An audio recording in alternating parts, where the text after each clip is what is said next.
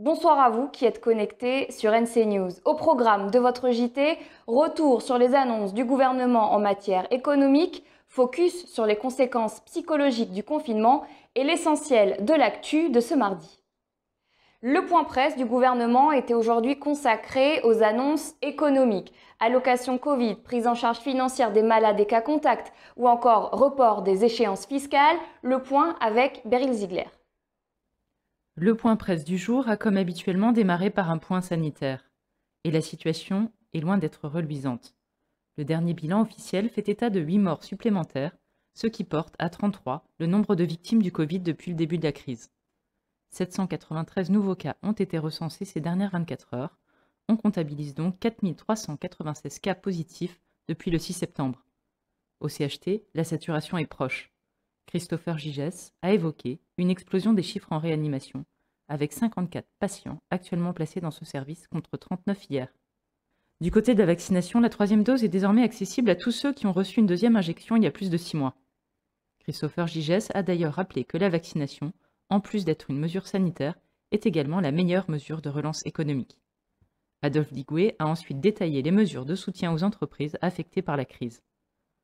Le membre du gouvernement en charge de l'économie a listé les aides fournies par la Nouvelle-Calédonie auxquelles les entreprises peuvent prétendre. Parmi elles, le chômage partiel. Rappelons que l'indemnité atteint 70% de la rémunération brute du salarié dans la limite de 4,5 fois le salaire minimum garanti. Elle concerne toutes les entreprises qui subissent une baisse d'activité avec le 3e confinement. C'est le Congrès qui déterminera le 27 septembre le seuil de baisse de chiffre d'affaires qui rendra l'entreprise éligible à cette allocation. Les entreprises peuvent aussi décaler le versement de leurs cotisations sociales et celui de l'impôt sur les sociétés, et ce, sans pénalité de retard. Un report qui peut être demandé à l'aide d'un formulaire déjà disponible sur le site du Gouv. À noter que les personnes physiques peuvent aussi demander un report de leur impôt sur le revenu. Un fonds autonome de compensation sera aussi instauré pour prendre en charge à hauteur de 70% le paiement des salaires des cas contacts et des cas positifs asymptomatiques qui ne peuvent pas télétravailler. L'allocation garde d'enfants a également été reconduite. Elle est destinée aux salariés hors secteur essentiel qui ne peuvent pas faire garder leurs enfants, et elle viendra rehausser leurs allocations familiales.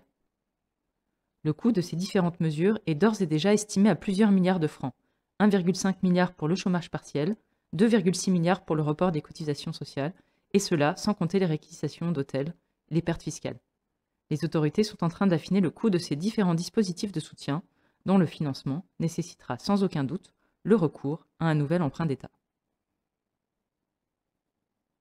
Après avoir redémarré très fort suite à la circulation du variant Delta sur le territoire, la vaccination stagne. Le rythme de 5000 doses par jour est retombé pour passer à 2931 doses administrées hier.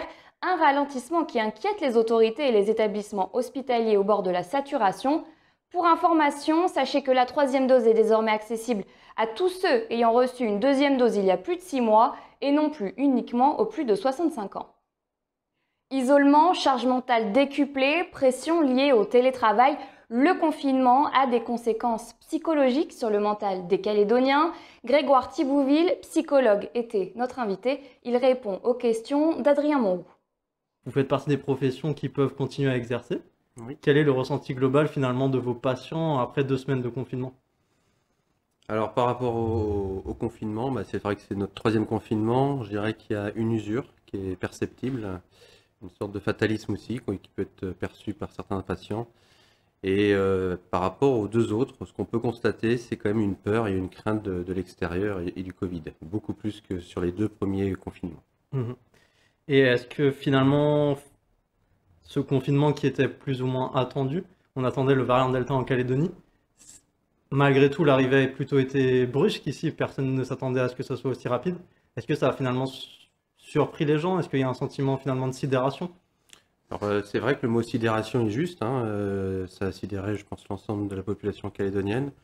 On se sentait préservé depuis je dirais des mois et des mois, on avait réussi à se préserver, à se protéger.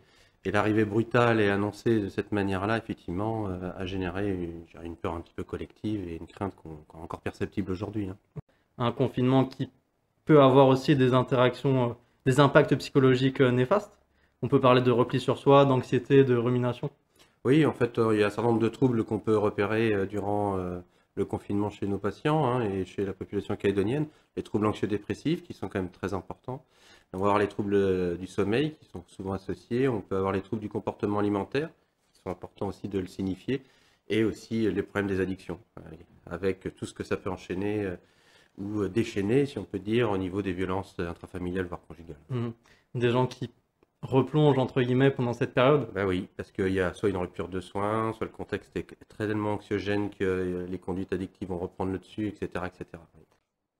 Les renforts sont en route. 75 soignants de la réserve sanitaire arrivent ce soir à Tontouta, où ils seront accueillis par le haut-commissaire Patrick Faure. Le personnel sera déployé sur le territoire en fonction des besoins identifiés par la DAS.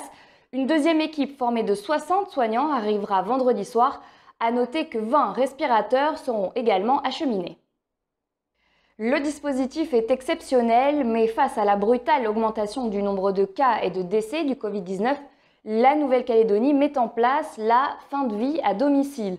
Le but, permettre aux patients souffrant d'une forme sévère de ne pas être séparés de leurs proches et de rester chez eux, mais aussi permettre aux centres hospitaliers de se concentrer sur les patients pouvant être sauvés et ainsi éviter les choix difficiles. Merci d'avoir suivi notre JT et à demain pour un nouveau point sur l'info.